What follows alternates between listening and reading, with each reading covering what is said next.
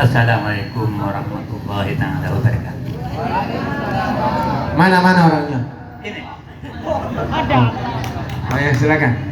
kenalkan nama pribadi Muhammad Laili Baik, bin Abdul Wahid Blende, silakan. anak dari bapak petani Bungkalatan, tapi tidak berarti jangkrik.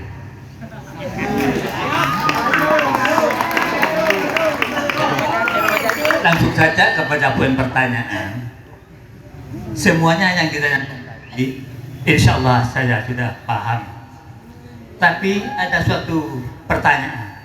Karena di desa-desa banyak orang yang datang dari tanah suci yang telah mengerjakan rukun Islam yang kelima, di sana melakukan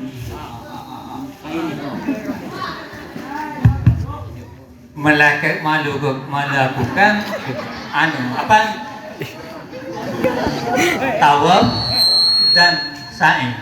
Waktu itu memakai baju ihram. Setelah pulang ke kampung, dia mati. Karena baju ihram itu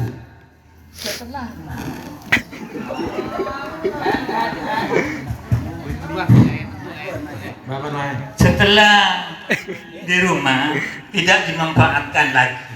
Sebagian ya dibuat tapan. Apakah itu hukumnya?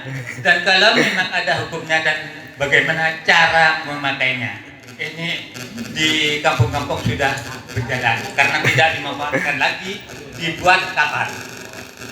Baik. Satu.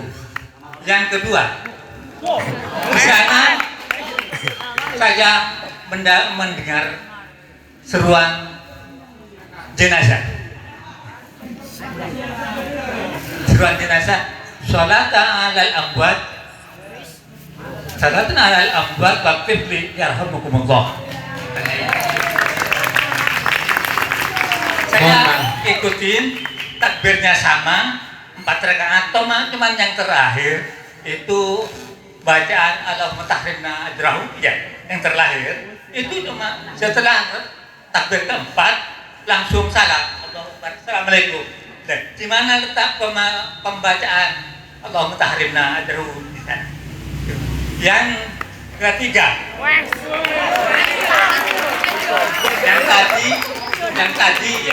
yang tadi bagaimana hukumnya cara menyucikan jenazah yang sebagian badannya tidak ditemukan.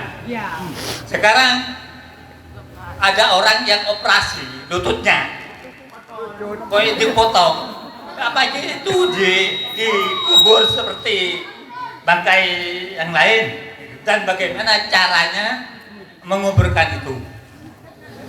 Sekian, terima kasih, minta maaf apabila menyungkankan panggilan. Akhir kata, assalamualaikum warahmatullahi wabarakatuh.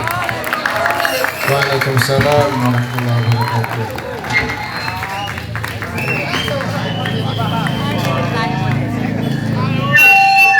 Terima kasih kami sampaikan.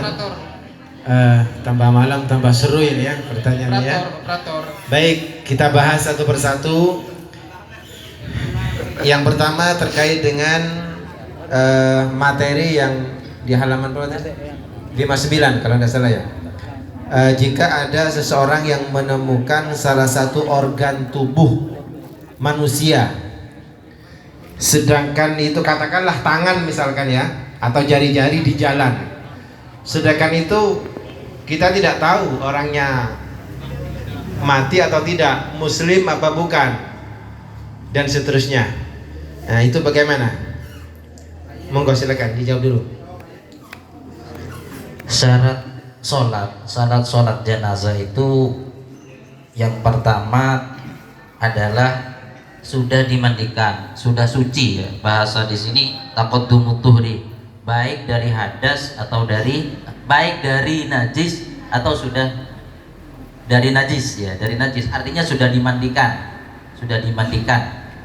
Ibarat di sini, jika ada orang menemukan potongan tubuh seperti yang ditanyakan Sa'il, dan dia belum yakin bahwa itu adalah milik orang yang meninggal, ini milik orang yang meninggal, orangnya ini meninggal atau tidak, maka tidak boleh disolati. Yang boleh disolati ini dengan syarat orang yang meninggal itu, orang yang mempunyai itu diyakini sudah meninggal dunia. Ibaratnya di Hasyiatul Qulubi dijelaskan, walau wujida utwun, apabila ditemukan satu anggota orang muslimun, orang yang muslim, ulima mautuhu, dengan syarat diyakini matinya, sulliya alaihi ba'da waslihi wa muwaratihi, maka boleh disolati dengan setelah disiram dan dibungkus dengan kain. Biniyatis sholati ala jumlatil mayyit, niat sholatnya adalah bukan hanya pada tangan itu, tapi pada semua mayitnya.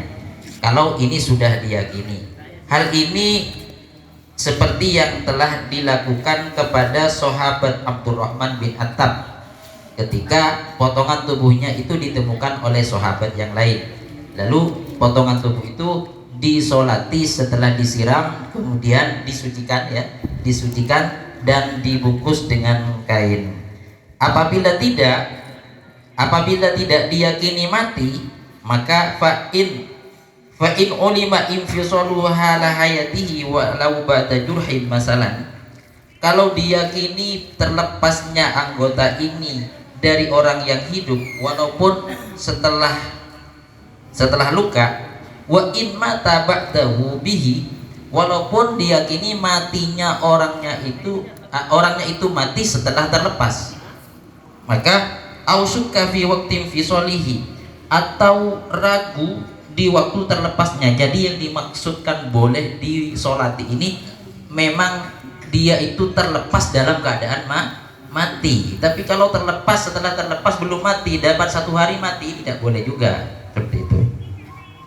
Ausuka fi waqtin fi solihi nudiba muwaratuhu, kalau diragukan, tidak diyakini, maka ini tidak boleh disolati, tapi sunnah dibungkus saja lalu dipendam seperti anggota tubuh orang yang hidup yang lain. Seperti orangnya hidup, terlepas jari-jarinya 1, maka sunnah dibungkus kemudian dipendam seperti itu. Juga darahnya orang yang hidup, pokoknya anggotanya orang yang hidup sudah. Jadi sama dengan anggota orang yang hidup, tidak boleh disolati, akan tapi langsung dibungkus dengan kain dan dipendam. Mungkin itu saja ibaratnya di kitab Qulubi juz 1 halaman 337. Wallahu a'lam bishawab. Assalamualaikum warahmatullahi wabarakatuh. Baik, terima kasih. Untuk yang kedua, tadi mirip dengan pertanyaan yang disampaikan oleh Mbak En ya. Kalau Mbak En tadi mayitnya yang junub, yang hadas besar, belum sempat mandi besar.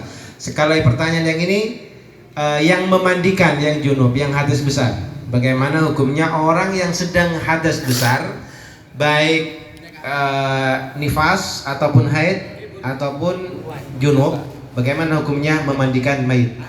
Kemudian yang kedua dari satu orang, zikir ketika indal jenazah, baik memandikan ataupun ketika ikut ke kuburan ataupun ketika baru meninggal dunia dan seterusnya, baik zikir dengan Al-Quran dengan ataupun dengan yang lainnya. Dipersilakan Ustaz Hizbullah. Bolehkah orang yang dalam keadaan hadas besar memandikan jenazah? Boleh. Boleh, hanya saja lebih baik yang memandikan itu suci dari hadas besar. Seandainya ada haid atau junub memandikan jenazah, tidak masalah, tidak apa-apa. Tidak ada syarat dari memandikan jenazah harus suci dari hadas besar ataupun hadas kecil. Tidak ada syarat yang demikian. Terus, bagaimanakah hukumnya membaca zikir-zikir di saat hari kematian, di saat kita memandikan, di saat kita mengikuti jenazah? Itu hukumnya makruh. Pada dasarnya berzikir itu dianjurkan dalam agama. Sampai di dalam WC sekalipun kita dianjurkan untuk berzikir, tetapi ada beberapa hal yang kemudian kita tidak dianjurkan untuk zikir bil lisan. Salah satunya di saat kita BAB, kita tidak dianjurkan berzikir bil lisan. Kita cukup zikir di dalam hati saja. Termasuk di saat kematian kita tidak dianjurkan untuk zikir bil lisan. Kalau mau berzikir, zikirlah bil qalbi, zikir sirron, sekiranya tidak didengar oleh orang lain. Ada hadis yang mengatakan karena ashab Rasulullah sallallahu alaihi wasallam yakrahuna bi raf'i sauti bidzikri wat tamtid. Sahabat-sahabat Rasulullah tidak suka dengan adanya zikir di saat indal jenazah, di saat ada di dekat jenazah. Boleh kita berzikir tapi di dalam hati. Waktu yang pas di saat itu adalah tafakkur, bahwa satu saat kita yang memandikan akan dimandikan, satu saat kita yang menyolati akan disolati, satu saat kita yang mengubur jenazah akan dikubur. Maka itu adalah waktu yang lebih pas untuk menjalankan apa yang diperintahkan Rasulullah, aktiru dzikra hadhil laddah, perbanyaklah kalian mengingat mati. Jadi hukumnya makruh. Ada penjelasannya di kitab Al-Mawsu'atul Fiqhiyah Al-Kuwaitiyah. Baik, selanjutnya yang nomor 3, ada 3 poin ini. Pertama, bagaimana hukum mengkafani mayit dengan kain ihram yang sudah tidak terpakai di rumah. Kemudian yang kedua,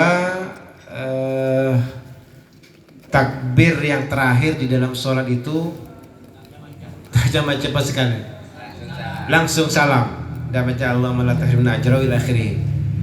Kemudian kalau yang pertanyaan terakhir sudah terjawab tadi, potongan tubuh yang ditemukan di jalan, ya sudah terjawab dari Ustaz Ahmad tadi.